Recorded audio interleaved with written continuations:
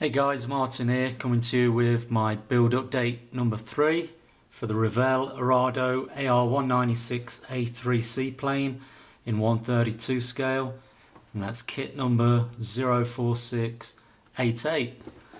So what have I done since build update number 2? At the end of build update number 2, I'd completely assembled the cockpit. I'd given it a clear coat, weathered it, and then gave it a dual coat. And I did the same with the engine assembler. I built the engine up, clear coated it, gave it an oil wash, a dirt wash, and I built up the propeller assembler. So since then, what have I done? Alright, I assembled the cockpit into the fuselage halves, assembled those two halves together. I then assembled the starboard wing because I'm having that fixed. The portside wing I've left off. That's going to be painted as a separate assembly and then fitted at the end. Then I fitted the rudder and the horizontal stabilizer onto the fuselage tail, and then I put the front and rear cowlings around the engine assembler, and then I got on with preparing for priming. I needed a little bit of filler on the front of the cockpit area, the seam there. Seems to be a repeating problem for me. Right in front of the cockpit area, I always get a bit where I've got to put filler in. So I prepared everything, primed it all. For the engine, I put the cowlings around, the removable cowlings that you can have posed in the open position. I temporarily located them around the engine, used them as masks, and I did that same thing, left some engine bay doors on the main fuselage in place with putter to act as masks as well. So then I primed everything, let it dry. When that happened, I still had a little area in front of the cockpit that I wasn't pleased with, so I put more filler in there and sanded it down and then primed that area again, and I was happy. After priming, I pre-shaded her, and then I clear coated the pre-shading. And next, what I'm going to do, I'll tell you about what I'm going to do next when I've shown you everything. So here's the assembly so far on the plane. I masked up the cockpit area. So she's been primed, and you can see the silver around the front edging, not at the back. And I've got silver all the way down around the sides on all the metal areas, because this is all fabric, and the flaps at the back, ailerons are fabric, and so's the rudder, so there wouldn't be any silver chipping on those areas. So there she is, all primed, pre-shaded and silvered where the metal work is, where I'm going to do the chipping. Here's the portside wing. Again, I've got silver around the front edge, in this area where people are walking and standing, around the front here a little bit, and same on the underside. I've got it around there and over here, ready for doing some chipping. And that wing will slide into there at the end, be assembled like that. Then there'll be a strut that comes from here to here, and then there'll be a cable that comes from here up to here. Here's the engine assembler.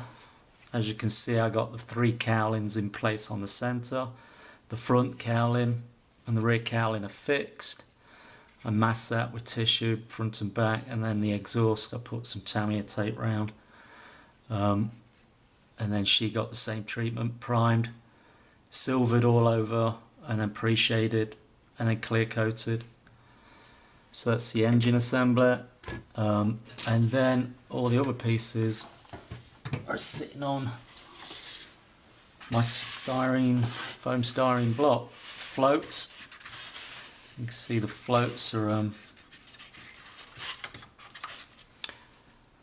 again, because these are going to get battery, and I put silver over all of the floats.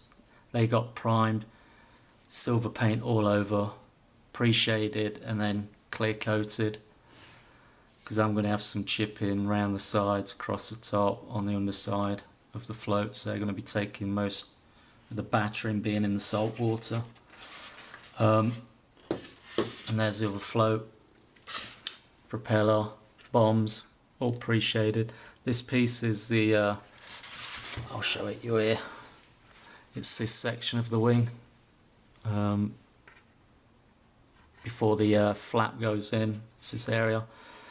That will sit in there on top, folded back on this wing of the portside wing.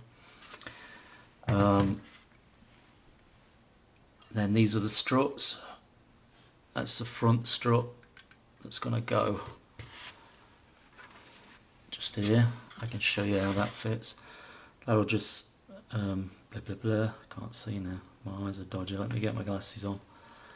There we go. I can see now. Looks the wrong way around. Come here.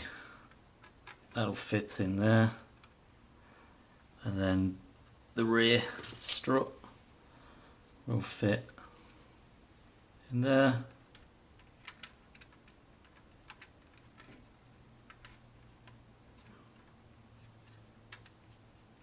And then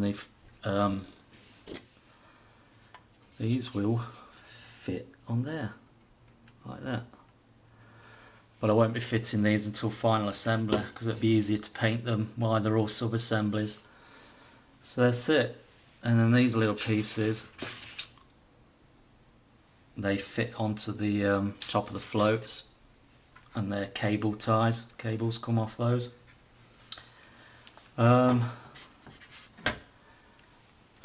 Oh, my flaps. These are fabric, so they're just painted, primed and pre-shaded and clear coated.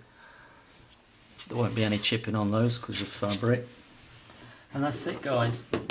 That's everything I've got so far. That's my latest update. And then I have my little pieces that'll go right at the end, final assembly. The rudders on the floats, some bracing that goes on the wings,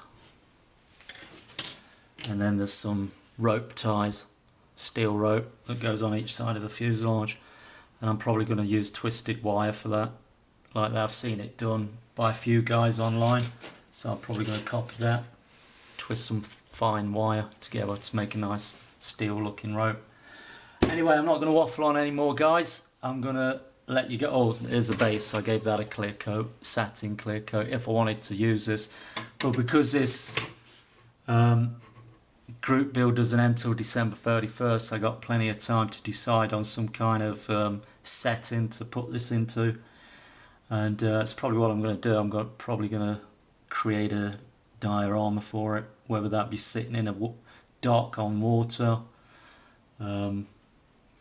with another plane or something, I don't know, we'll see. Or with a dock wall tied up and some German soldiers, Kriegsmarine guys, Navy guys, some barrels of fuel oil, etc. Some sandbags, maybe a gunner station, we'll see. I've got a long time to think about it. But that's it. Anyway, no more waffling. Thanks for watching, guys, as always. Thanks for following this build, really appreciate it. Thanks for all the comments, it's great. Getting a lot of kind comments, a lot of encouragement. And I am watching your builds, even though I'm keeping myself busy. So if I haven't commented, guys, don't worry, I'm watching. And I'm clicking the like button if I'm not commenting. But I'll try and catch up. Because I'm not going to do anything now till tomorrow. It's Saturday afternoon. It is 4 o'clock almost. Saturday afternoon. I'm going to take a break, spend some time with the wife. When she gets back, she's gone out for an hour. And then tomorrow morning I'll be putting airspray on the areas that I've got silver. And then I'll be putting the main colours on. I'll start by putting the yellow tips underneath the wings, the yellow on the underside cowling on the engine. This one here will be yellow, Then I'll do the blue. I'm going to paint my canopy frames on the inside, mask them up, then I'm going to stick them in place before I spray the top colours so that they get sprayed at the same time. I spray the top coats on this plane. So I waffled a bit longer. It's 10 minutes 20 seconds and I'm leaving. I'm going now. So thanks guys, thanks for watching. Tally-o, chocks away.